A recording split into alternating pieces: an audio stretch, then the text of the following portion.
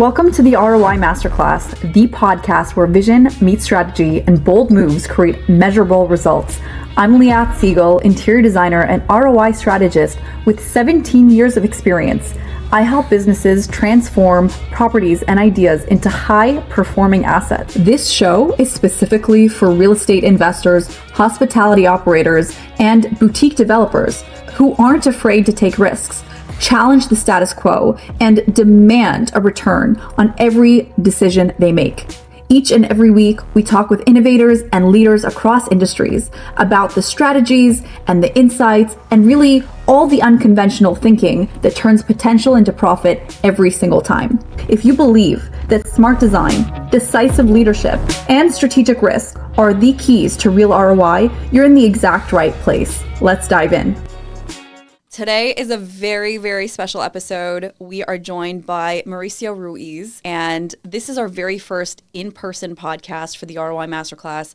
I'm very stoked. I think in person is always better. We really get a feel for one another.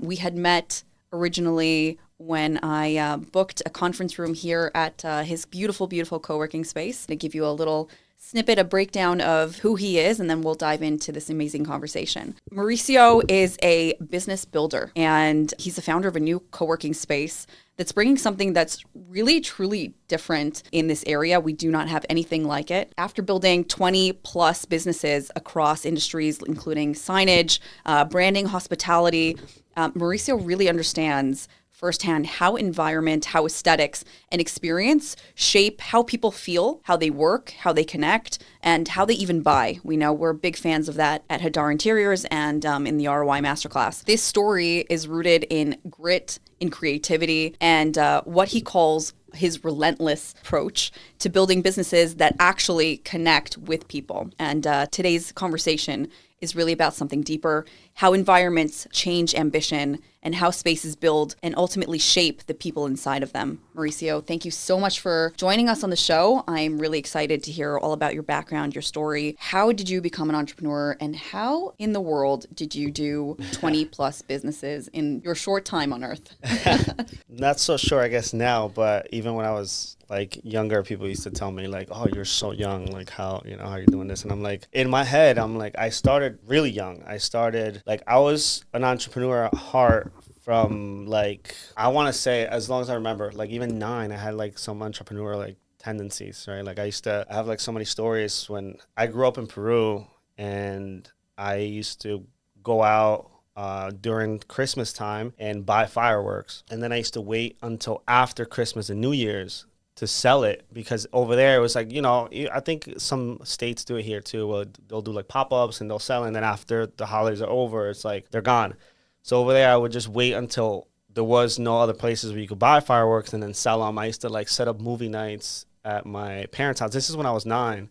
I used to set up movie nights, and I used to tell people, oh, I'm going to buy a VHS, a cassette, and then I'm going to play a movie. I'm going to get curtains and block everything out, make it look like the movie theaters. And you guys could just come in there for free. And then I used to sell them popcorn and basically the business model of movie theaters. Wow. But this was almost 20 something years ago. The funniest thing is, I was literally 9 years old, and I used to buy, the biggest way I made money in Peru was I used to buy cigarettes and beer. Again, things were different, back then. But I used to buy cigarettes and beer, and then I used to store it in my room during family parties.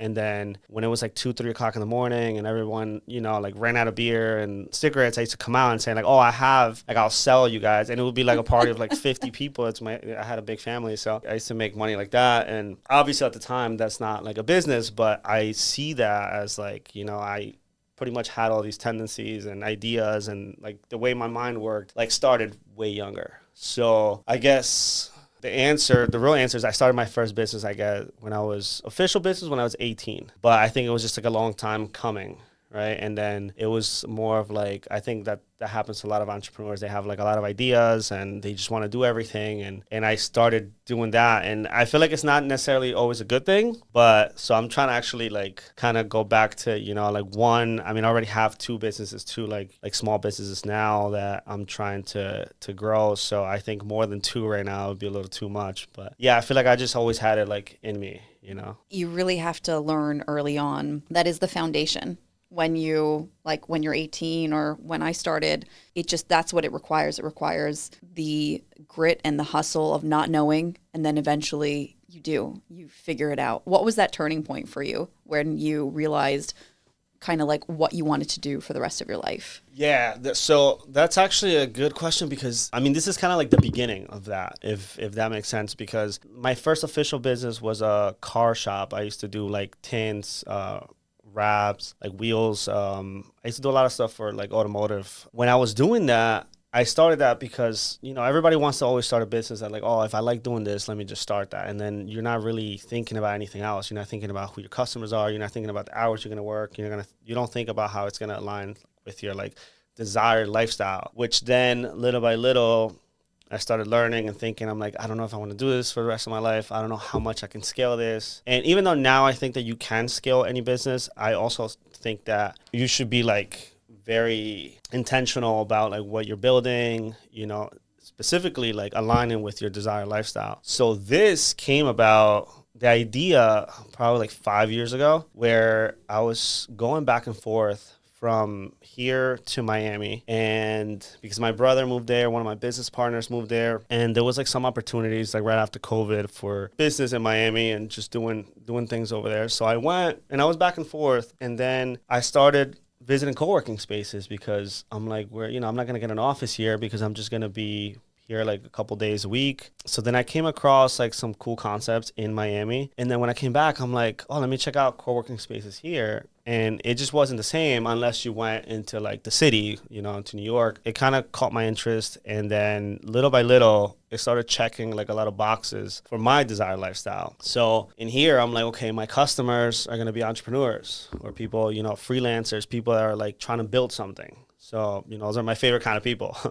And then, you know, you don't really have like, everybody's like, it's like a 9 to 5 thing, right? So you don't have to worry about like, if you're like in the entertainment or restaurant industries that you have to worry a lot after hours, like things on the weekends. Here, it's like, I don't have to worry about that. The business is really mostly off, you know, like hands off. Like, it's like, you don't have to, if you can actually build it where like it runs itself, right? As opposed to the same thing, like a restaurant or something else. And then it just started checking like a lot of boxes. And then it also checked the boxes that I can make a difference here because there isn't really anything like this. It kind of just came together little by little, and I started planning it in like 2021. And then I started visiting more co-working spaces and seeing what they were offering and what people wanted. And then I learned what I liked about, which honestly, my favorite thing when I was going to Miami about co-working spaces was like the networking aspect. Like, I would just look at a guy, sometimes I would stare at a guy like across the hallway, and it's like he's on calls all day, and like I'm like, what does he do? I would sometimes just catch him on the way to the bathroom. I'm like, oh, what do you do? And say, oh, I do YouTube ads. And then I start learning about YouTube ads from this guy, and then I'll be eating, and then I'm like looking at like all the doors and what people are doing, and you know, it's just the networking aspect, which is great. So, and it's not like I was, you know, we were bothering each other. It's just like, you know, like I said, on the way to the bathroom or just like during like lunch. So everyone was just there to build something. So I really liked that concept, and I really fell in love with it. And I thought I could bring something a little bit different here. It took a little bit, but you know, I started planning in 2021. 2022 is like when I decided I'm gonna do this, but you know, it requires, I guess the biggest thing is that it's not like a low barrier to entry, right? You need money to invest, you need a space to allow you to do this stuff in there. It's a construction period, so you gotta like, you know, it's a lot in the beginning.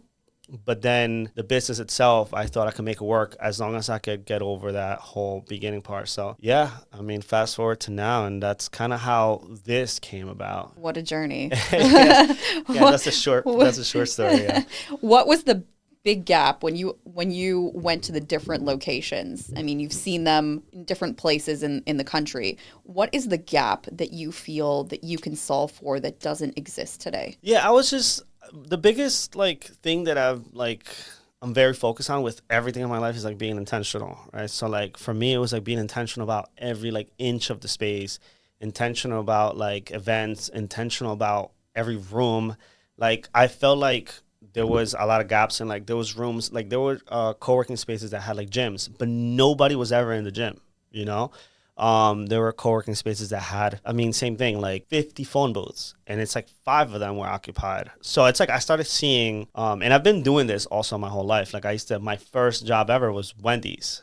And I used to look at everything happening. I'm like, this doesn't make too much sense. I'm like, but this makes a lot of sense. And then like, I'm just like observing everything and trying to figure everything out. And I saw a lot of gaps. I saw things that, for example, this is why, I built this room, because I feel like nowadays, like, content is everything, right? So, and I also wanted to figure out content is everything, but you want to make it easy for people. So that's why this room, it's like you press a couple buttons, press record, and you're recording, and then, we give you the footage. So it's like, that was big for me, make it like very intentional for the people that I'm building it. So in here, it took a lot of planning to, like, even though it's a smaller space, like there's a lot of co-working spaces that are 50,000 square feet, right?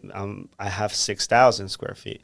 I had to be very intentional about like what to do with the space, what to build in the space, how to market it too. So I thought that there was those gaps. Like, I'm probably the only co-working space, I want to say, I don't even think it's Jersey. I'm probably in the United States that like markets with like my face. Like, most people are just, all I see ads is just they're posting like a picture of the office, which is literally just a white box and like a old school desk with like white lighting. And it's like, and they're filled up, you know what I mean? So I thought, if I can just make everything a little bit nicer, a little more inviting, a little elevated, a little more comfortable, I have something. Because I was a user, so I'm like, all I have to do is pretty much like cater to myself, and I know it'll work. So yeah, I was just very intentional, I guess, about the space. Yeah. Why not leave things blank and boring? I feel like, so I'm big on like working. Obviously, I work all the time. And I feel like if you're working, it helps a lot. And honestly, it's like a big, even like mental health thing. Like, I tell people here, like, just your mental health about just better lighting and the environment and like the decor, like just that alone, like for your mental health, that you're here 9 hours a day working, just that alone makes it worth it. 9 hours plus for entrepreneurs. Right. So for some that's people, at a minimum. Yeah. Some people are here like all day. Some people are here even, they're working right now. They're like, they'll leave like 2, 3 in the morning. So for me, I think that was big, if anything. And when I that's one of the things I didn't want to settle on, even though I visited a lot, especially in New Jersey. I visited like 10. There was 1 month that I went to like 10 of the same brand, and they were all just very boring. It was like I was going to like a hospital, and I'm like, I don't know how people, and they were like anywhere from 70 to like 92% occupied. So I'm like, I think I do have something here. So I just like being in an environment that it's a little more inspiring and motivating when I'm at work. So, and I feel like other people also look for that, There's plenty of stats out there about how important a space is on people's mental health. If you think about hospitals, the way hospitals are designed, or you think about even conversion rates on websites, right? The UX and UI are so important. When something looks good, it feels good. I would venture to say that even if, or maybe let me ask you rather, what is the ROI in having a better design space? And does it affect occupancy? Does it affect how long people stay, the renew rates, all of that? I honestly think it affects all of it. And I haven't done the math yet, but I'm very good at math. I'll help you. We'll track it together. I'm like a geek at math, actually. And I was supposed to be an engineer, but that didn't happen. But you're a creative. Yeah. So it helps with everything. Honestly, the biggest thing that it helps with is every time I do a tour, it makes, I guess, even the sales part, the sales aspect, like, so easy. People are like, come in, and they're like, most of the time people are like, yeah, this is the place where I want to work. Where do I sign? This feels right. This feels good.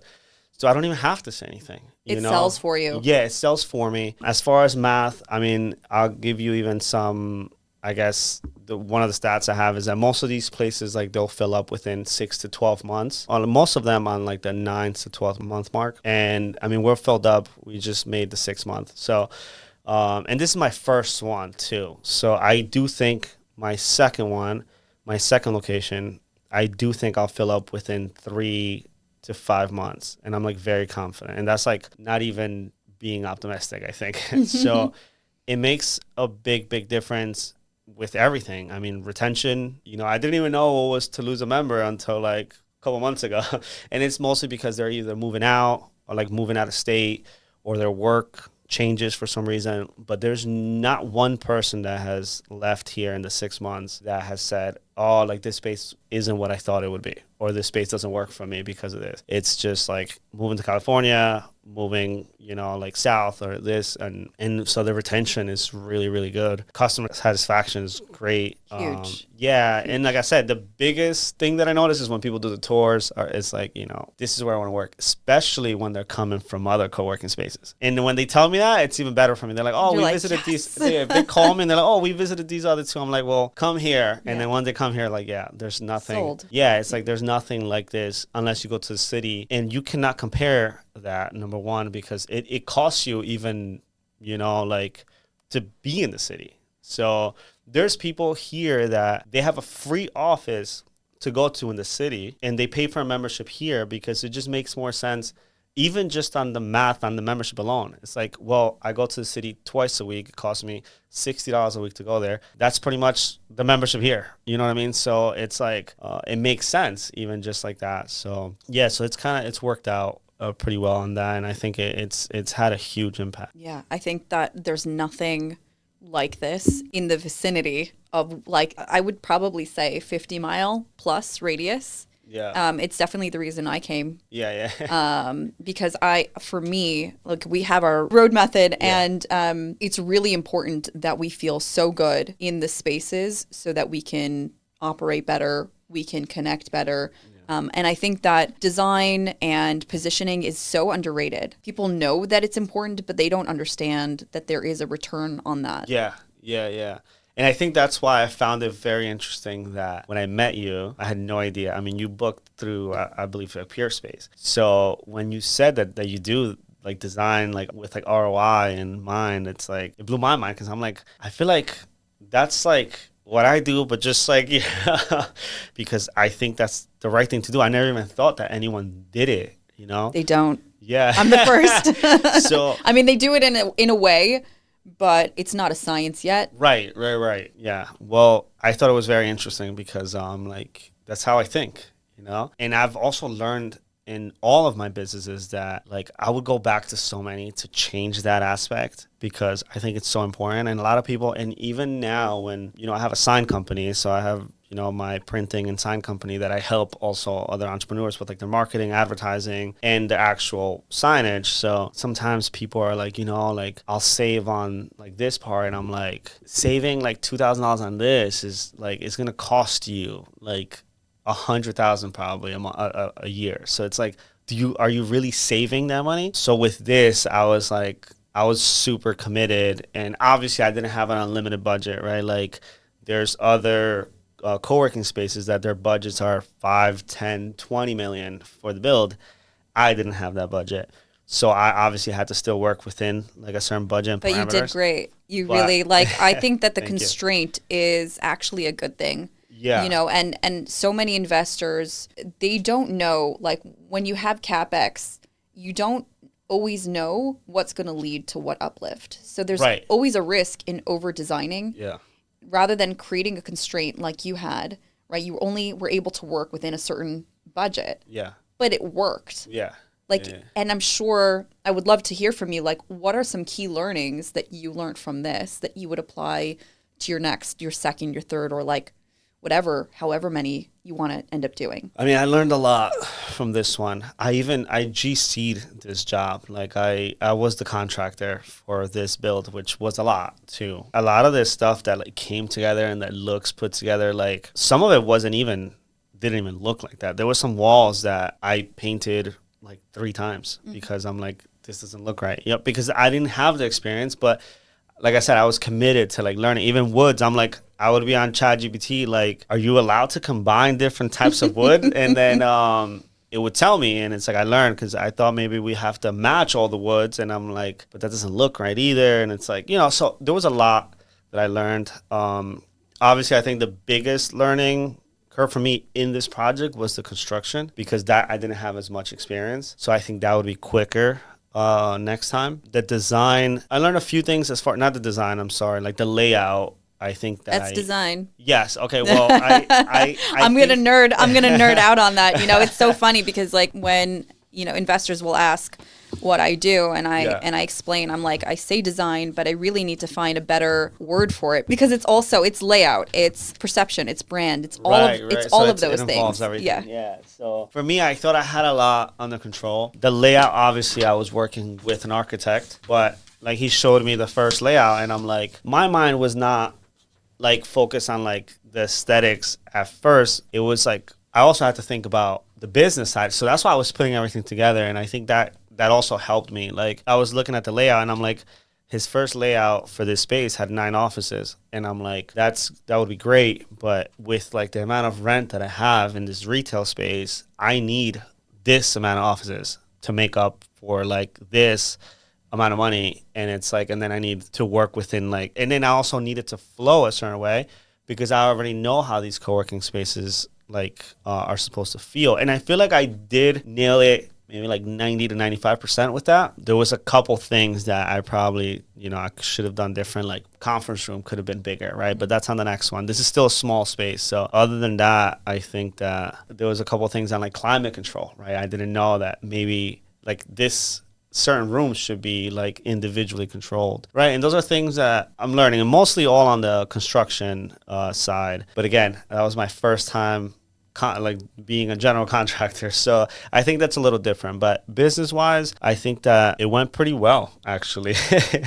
Yeah, the construction was probably the biggest roadblock. The deal, like the leasing and all of that, I think went pretty good too. Being in a retail space like this, I learned that you have to keep in mind like who's your neighbor, right? So that I learned and too. Community, right? There was hate. There was some hate in the beginning. No, oh well, not with our neighbors. No. But in the community, community, yes, there was some hate for sure. Yeah, but I feel like that's happened to me my whole life, so it didn't really, and this time it was a little different because it did feel very like community based. Like it was like not people from like across the country. I love how you handled it. Yeah, it was like it was just local people, you know, writing online that they don't think this could work, and you prove them wrong. yeah. And you know what, even me, and that's why I think it sucks when people do that, because I'm a very confident, and I'm very confident when it comes to business, but yet also down to earth. Yeah, like I get that from you. You're not doing it from like a pompous place. You're doing it from a very down to earth place, and just believing in your vision and your mission. Yes, and I also believe in the fact that I'm gonna do like everything to make it work. So you know, I'm like ready to work long hours. I'm ready to put myself on camera to like market this space. I'm ready to work. Aside from my 2 businesses, I'll work another job just to pay for this until it's like making money. So I'm like very committed, and I'm not scared of working. So, and I do still to this day. I mean, I have things that I could learn. So when those people were throwing hate, it's like it also gave me some lessons. So I learned from that too. And well, yeah, now I proved it that, you know, it does work. It does work in this area. And not only did you prove it, but you proved that it's a working model that can be replicated. Yeah. Which is huge. Like there is a ginormous gap in this market for a product like this, especially, you know, to bring clients to a space like this. Talk about perception. Right? Perceived value. I always say over and over again, perceived value equates to actual value. Yeah. Right. And when I bring a client here, or, you know, when people see the space, it's a good reflection on me and all your members that work here. Yeah. And I love that. I think actually that is a great like selling point for us, because there's people that come in here to see clients, and it's like, what are your clients going to say? And it's like, this gives you like that, like, oh wow, this is nice, or like, you know, and it's like it makes your clients feel comfortable and trust you more, and again, it's like one little thing that just does so much, you know what I mean? So yeah, it's a one little thing that's very big. Yeah. And the perceived value is big, because again, I'm like competing in the design aspect with people that are spending 10 times, at least 10 times, probably 10 to 15 times more than I did in this space. Right. And I know that like for a fact. Which I think then makes it a model that you could get investors backing you for. Yeah. To like, so what's next for you? Definitely more of these. Yeah, definitely more of these. I wanted to make sure, again, it's very hard to stay focused as like an entrepreneur that just wants to do everything. Yeah. And I have business ideas every single day. For sure. And I'm trying to stay disciplined, which I Trying. have. No, and I have. I really have. I mean, like I said, I have another business. Sure. But I've been in that sign industry for 10 years. So like I thought about selling that one at one point just to fully focus. But it's very hard to sell right now when like it's just doing really well. And I just, I like the business too. And I still like working with It's also people. design, right? It's also business. Yeah, it is. It is. They're very interconnected. Branding is everything, right? Yeah. So definitely more. Next is another like second location would be what's like immediately like gonna follow this, which I already started looking at some spaces. Yeah, and the goal is to grow the brand. I'm thinking maybe 3 to 5 in the next like 2-3 years, and then I'm not too sure. But I do know that I want at least 3 to 5 before I know, like if I was to maybe think about franchising this or opening more or maybe exiting, who knows? Because again, or both. because, I don't know. I do like this business as like my future, but I'm also very realistic that even my lifestyle or my desired lifestyle could change from here to like 3 to 5 years. I've also been conscious of what business I build, like this one. Like I build a business that I could also exit. So I also keep that in mind when I'm doing anything now. It's like, and this is a very attractive business for someone to buy. So I like it in all ways, because if I was to ever exit, like if I want to move across the country, it's like I could just exit this business. So what's the 3, 5, 10 year? I mean, you just told us the 3, but 10 or like plus. Where do you ultimately see yourself? Myself? Yeah. I think the big goal for me is a private equity company, but like a firm, but I don't know. This could be in there as well. It's either that or I open 10, 20 or franchise 50 and beyond, so. In real estate? Is that where you're in terms of private equity? Is that where you're looking to focus, or is it business? Business, all business. Growth. So investing in other businesses and helping them grow. Yeah. Like acquisition.com. Yes, basically. Okay. Yeah. Hormozy. Oh my gosh. Hardcore. Yeah. Well, he's good. He's like a robot type of player. Very practical advice. Very practical. Yeah. And like I like tactical. That. Yes. Yeah. I find that there's a lot of entrepreneurs, there's people online that just talk a lot of hype. Mm-hmm.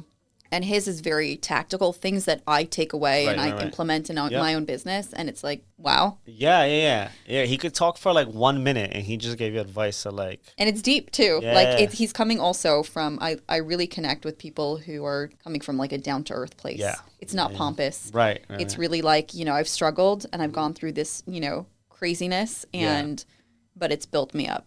Yeah. Yeah. So something like that. Yeah. And I even like what he has where like he has the workshops, right? I mean, which is part of his business, obviously, but he has the workshops, he has people come and he answers questions and that's part of his like content. And so it's like very like integrated to like who he is, what he wants his lifestyle to be. So yeah, I mean, something like that would be pretty good. So yeah, very, very similar to that, I guess. Yeah. You like going toe to toe with people and just you vibe off. It sounds like you vibe off connecting with people. Even the story where you said you were in the co-working spaces and you were like, trying to figure out what people do. I know for me, that gives me, I don't know, it fires me up. Yeah. Like I get so excited just listening. And I think that's part of like why this podcast is so much fun for me, just learning from other people. And then like I become a better person because of it. Yeah, exactly. The way I like to think about it, or like I explain it sometimes, and I actually have it on like a lot of backgrounds on my computer, my phone.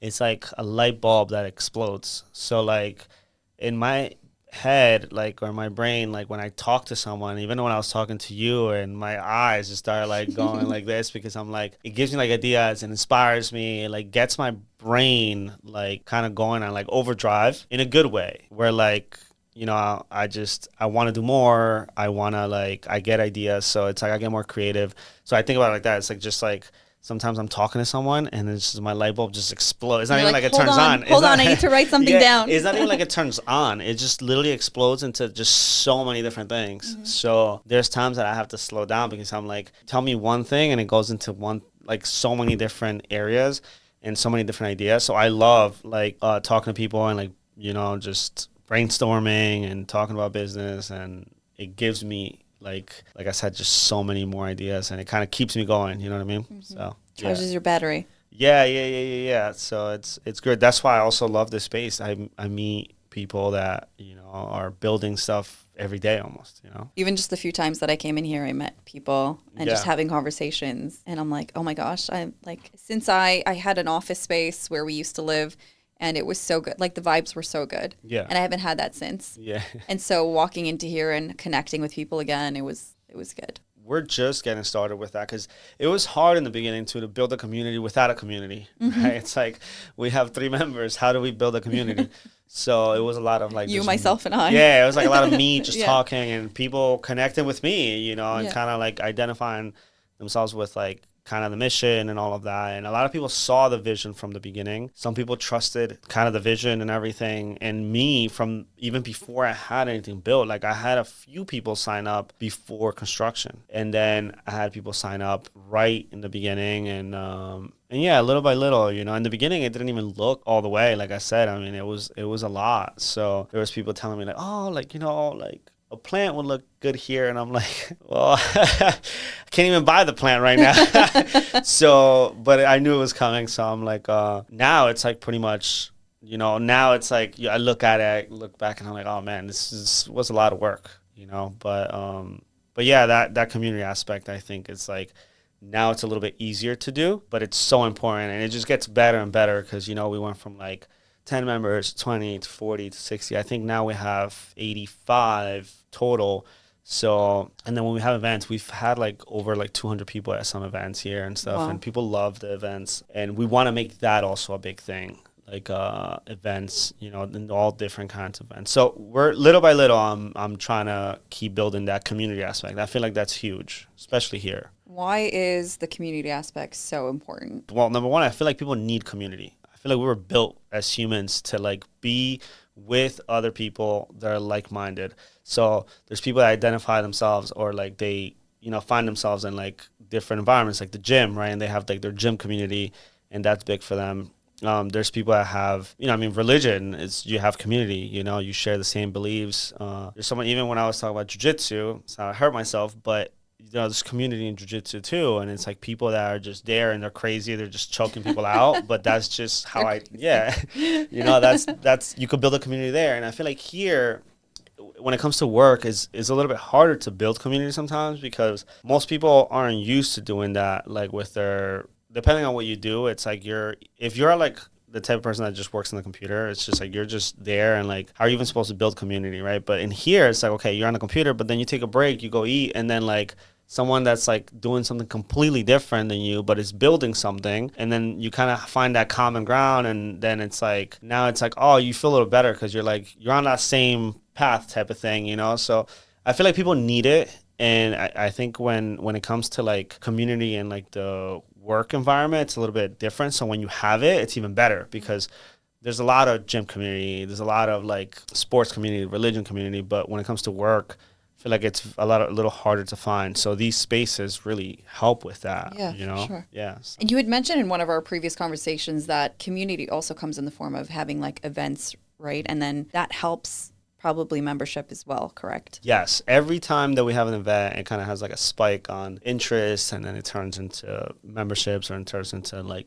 people getting offices here. And it's because they see like they want to be part of this like bigger thing, right, with the people that are here. And like I said, and even the thing that we talked about in the beginning, like just the decor and how they feel in here. And it also brings people that would have never been here unless it was like free food and alcohol, you know what I mean? So it's like, and or just an event, right? People come sometimes not even for the food and the alcohol, it's just that they come for networking, right? But they don't expect this space to be what it is. So when they come, they're like surprised that it is what it is, and then they get interested and they ask. And then again, I've built something that's intentional, so it makes sense. So like I tell people, like this space makes sense for a lot of different people. Like if you work from home, we have memberships that make sense for you. Like if you just want to get away from working at home with distractions and like being on your couch or being on your And the laundry and yeah, the dishes. like, or like your spouse just keeps calling you, or your kids are there being loud, or you have pets. Like all that stuff is good, but when you're working, is not always good. Right? So this space could be for you. If you're building a business, this space is for you. If you need a conference room once in a while, this space is for you. If you're doing content, this space is for you too. I feel like for most people, I mean, I've pretty much covered like 90% of entrepreneurs or like even just people in general. A lot of people work from home now. So this space works really well for people that work from home because it gives them like an outlet and the community. So it checks so many boxes that the events bring people that would have never been here. And then we introduce them to not just the concept, because some people don't even know the concept, but if they do know the concept, we introduce them to this specific, place, and they like the brand, they like what we are building, and then, we kind of get them in. Yeah. So it does help a lot. So aside for having networking events and to get to that max occupancy that you were saying, especially with your second and third location, like how can you confidently bring people and maximize that occupancy, that lease up as quickly as possible? How are you doing that? We're advertising everywhere, right? So we first started advertising on Facebook and Instagram. We're just doing meta ads. That was like pre-construction. So you did ads? Yes, we do ads. I started doing it like 8 months before opening.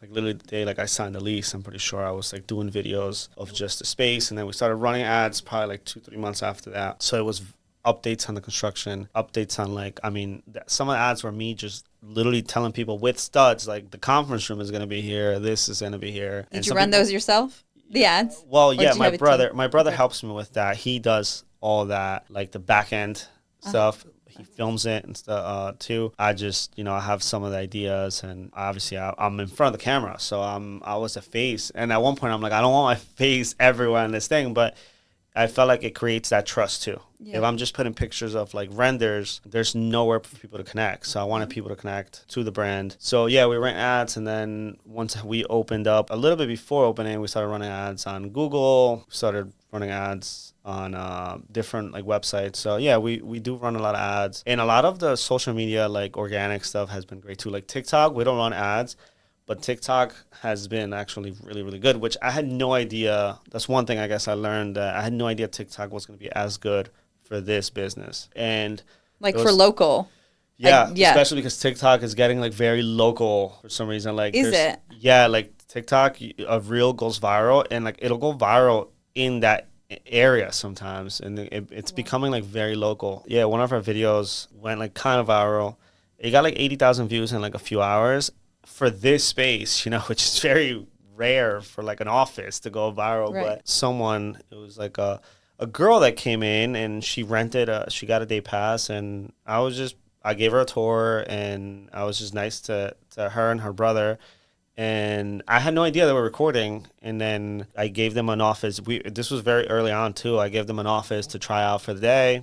Like I upgraded them to just have an office instead, because they were doing like cold calling. And then she posted the video on TikTok, and that video did a lot for us because that video, like the week that video got posted, we got people like coming like, oh, I saw this video on TikTok. Like, I want to like, book a room. And we got people that rented offices just from that video. Really? Yeah. I was going to ask you like conversion, because a lot of times you'll have views. Right. And then there's no conversion. So you saw conversion with this. Yeah. I mean, we have literally 2 people in offices right now from that TikTok. We've had day passes, like paid day passes, paid office days, paid conference rooms. Like it did a lot. And then I ran that same video on Instagram, and that was like the best performing ad and the best performing video. I want to study it. You need to send me the video. It is a very like it has a lot of viral elements to it. What would you say are those viral elements? It felt natural. It didn't feel like it was like, it didn't feel like I paid her. Because it wasn't. Yeah, I didn't pay her. And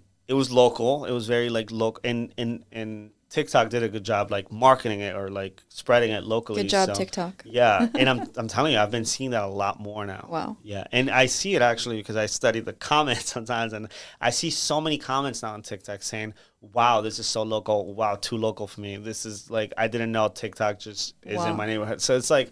What did the comments say? I'm curious about that. Like, what was the major through line for all the comments that were on the viral video? A lot of the comments were just asking, I think it was more what I saw is like people were like surprised that this stuff even exists here. Like, oh, a nice place to go work. There you go. Yeah. There you go. Yeah, so that was like, that was the thing. And, you know, people look for this stuff all the time because people go to cafes. I mean, I used to go to like cafes, like coffee shops to just work, right? And then when you go there, when you go to one of these places, I mean, in my case, I don't really like coffee, so I'm just looking for somewhere nice, right? But I feel like a lot of people would agree with that too, that like the way that the space feels is probably more important than how good the coffee is, you know? Because if you're going somewhere and the coffee is great, but there's no seating, the Wi-Fi is not good or it's not reliable, why would you go there to work? You know, because a lot of people go to these places to work. So this is just like a better option if you really are looking for just a place to work. Would you say that one of the biggest aspects of the virality of the video is the aesthetics and is how the space is presented? Because if you were to take that same situation where she got a tour in a white box or in the like industrialized kind of work environment, probably not going to get the same results. No. Yeah. So when you talk about the elements, I think that one is by far number one. Obviously, like she showed this room, which I think that was also like, oh, wow, podcast room. Like a lot of people are interested in like content and filming. So that's an amenity, right? Yeah. That's understanding. Right. I am so big on understanding the market that you're designing for, that you're creating an environment for. Exactly. Even when I do tours, I notice like people, even if they weren't looking for this room, they think it's like something really valuable because everyone needs it, you know? Yeah. So, I was like, you have a what? Yeah. Oh my gosh. So why didn't you start with that? Yeah, exactly. So it's like a lot of little like elements. I would say having things like, for some reason, the kitchen decor brings a lot of people in here. It's gorgeous. I've rented that space. People have rented the space just to do a video in the kitchen. Like, so for photo shoots, video shoots. Actually, this Sunday it's rented for like a whole real estate team. It's like 12 people. They're coming with like photographers and videographers to just do content here. That has actually been a pretty good, like people see and they're like, in their head, they're like, but that is part of the, you know, the aesthetics. So like, the design. So yeah, it's a lot of little things, but the design, it's definitely number one. It's marketing. It's literally, it's not, I need to find another word. So for any of our audience, if you have another word for design that we can swap out, brainstorm with us, because I call it CapEx optimization. I call it ROI design. Well, I'm like, people are like, what is CapEx optimization? I went to a real estate event yesterday, investors, and they said, what do you do? And I said, CapEx optimization. Their heads were nodding and they were like, yes, I love that. But it really depends on the room, you know, exactly. Like I'm nerding out. Right. Can you leave our audience with your top 3 tips if they were to open a space like this, or maybe they want to come rent a space in one of your next projects? Tell our audience what they should do. Number one, I mean, the construction is definitely the biggest aspect. So reach out to you for help. Not even me. Keep in mind that like you need people that like do your research. Well, I didn't have the experience for the construction here, and I should have known from the beginning, and that's where I needed the most help, because business-wise, I didn't need help, and marketing-wise, I didn't need much help. So I guess I always go back to self-awareness, right? Like be like really self-aware of like who you are and where you lack experience, and seek that guidance. So for example, if I knew you existed, I would have asked you for help with the design. I actually tried, and I did try to get help with the design, but I wasn't successful. I didn't like anything that anyone gave me, and they weren't focused on like, you know, like ROI, ROI, which is big, especially when I didn't have in the beginning like investors that were just ready to, you know, if anything, I had more doubt than anything else. So be self-aware of like where you need help, and definitely seek out the right help, right?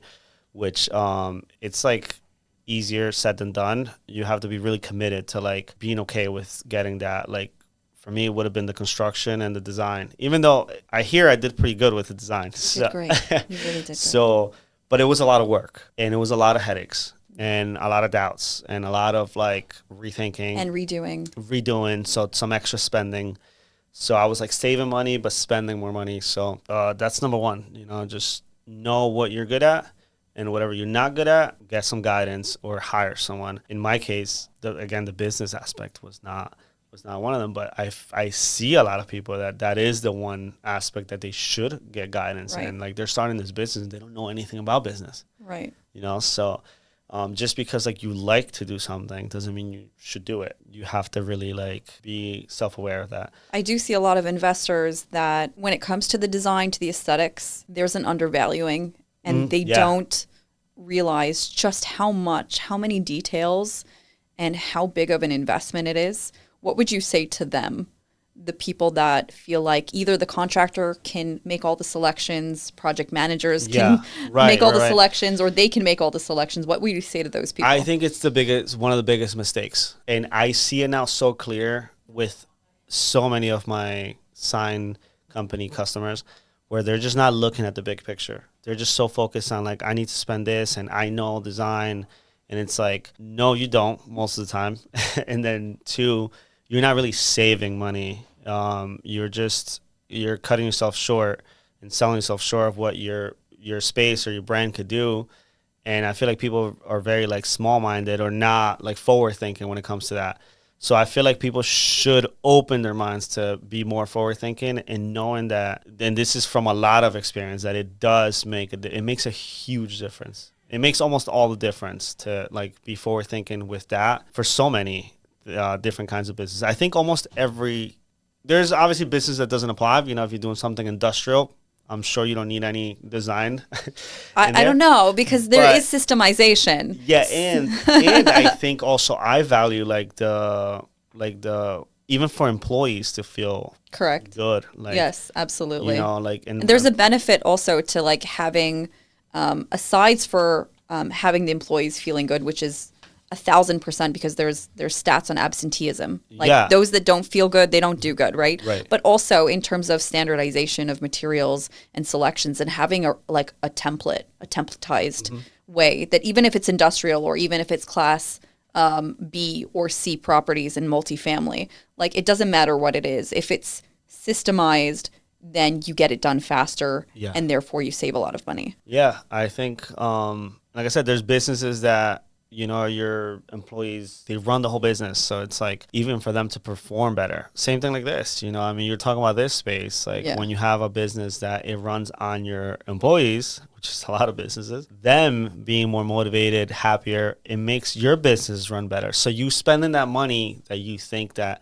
you don't have, or, you know, that you shouldn't spend, I feel like it ends up costing a lot more than people think. Two, I mean, yeah, it still goes back to the design aspect, and that's with any business. I don't think it's just this one. Design is 1, 2, and 3. Design, it might be 1, 2, and 3. But, well, that's because I needed help in the design.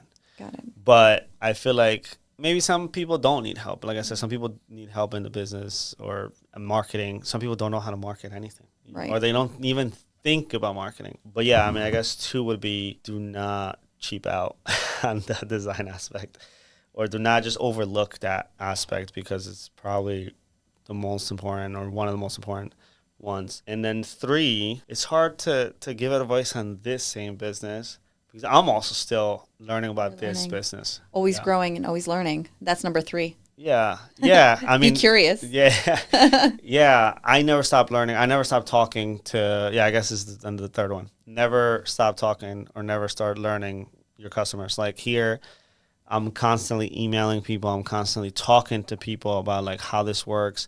What do you think will make this place better? That's what we've been adding, little things. Yes. Even today, actually, people are coming to build more phone booths because we need more phone booths. We're building more areas. We just added some outdoor seating. Some people like the fresh air, the sun. Yeah. So little things, right? Constantly optimizing. Yeah. So I'm constantly trying to make that, which again, it helps not just like one thing. If it does one thing like positive to the community, it'll start affecting like your bottom line or your top line, everything. It affects everything little by little. You know what I mean? Yes. So it'll go from like, okay, people feel better, to then maybe they tell other people, to then those become more customers, to then the people that feel better, is better retention rate. So everything just kind of starts compounding. So To becoming fully booked before you even open the next one. yes, and not just only Waiting fully list. booked. Yes. Yeah. So this after being fully booked. So we only have, we have officially one office left, but there's a person moving soon. So there's going to be two, which they'll probably be rented by the end of the month. So we'll be fully like occupied with offices at the end of the month, most likely. But what happens after that is optimizing, especially with how I built this and like all the revenue streams. There's so many things to optimize. Like this room, for example, the cap on this room, it's very high. You know, the ceiling is very high. So the conference room it's not as high as this. This is probably the room that could give me the most revenue. So we need to advertise this podcast. I do. I have like this podcast. Yeah. No, I have like I think I have like 5 ads running just for this podcast room right now. But yeah, we have to push this podcast. Yeah. This is actually, you know what's funny? This is my first podcast in my podcast room. Well, yes. Amazing. Yeah. So I'm glad we're the first show. Yeah. You're the first one. So it was exciting to use my own space for this. Yeah. Amazing. What a pleasure speaking to you, getting to know your background, your story, and I can't wait to see what's next for you. I'm sure we'll have a follow-up episode. Yes. Maybe on the next location. Yes. A few months from now. Yes, I love that. That's great. And if there was one question you wish that I would have asked you, what would that be? I guess what's my purpose? Okay. Tell us. Tell us what's your purpose. You know, I think I'm still trying to find fully my purpose, but I do want to help. I mean, my purpose is to help other entrepreneurs. Like, that's why everything I do is now like with entrepreneurs and designed for them and for them. Like, you know, I'm an entrepreneur, so I want to help more entrepreneurs in any way, shape, or form. So my purpose is to help thousands, if not millions, whether it's through like inspiring or physically, you know, with space or business-wise, advertising and stuff with my business. It's just helping entrepreneurs grow and have a better lifestyle, more intentional, and kind of grouping everything so they just live like a better life. But with entrepreneurship, that's like, you know, they're part of everything. Yeah. I love that because I think that entrepreneurship is so tough. Like when you said that you felt alone, like I think most entrepreneurs, they do. Like whether it's because other people in their family or their spouses or whomever maybe they're not also entrepreneurs, and the entrepreneurial journey is a difficult one. Yeah. It's lonely. So it's a great mission and a great purpose to not only build the physical space, but also create that emotional and physical environment for them to thrive. That's the goal. Amazing. And if anyone wants to get in touch with you, if they want to come visit the space or the next one, how can they do so? So the Instagram for Worked Up is worked that up, and our website is workedup.com. And then my personal Instagram, since I also I stopped doing a lot of personal content, but I'm going to get back to that. But I still have some stuff. After your surgery. Yes. No, even probably, actually, that has helped me to slow things down. Okay. And get more focused. I'm trying to use it as like a positive. I'm kind of like doing a lot more systems and things in my other business. So it's kind of helping me, even though it's tough injury and surgery and all that. But yeah, my personal is Mauricio Hugo Bay on Instagram. And yeah, that's pretty much it. Amazing. So you can find me. Yeah. Amazing. Thank you so much for joining us today. Thank you. Thank you for having me.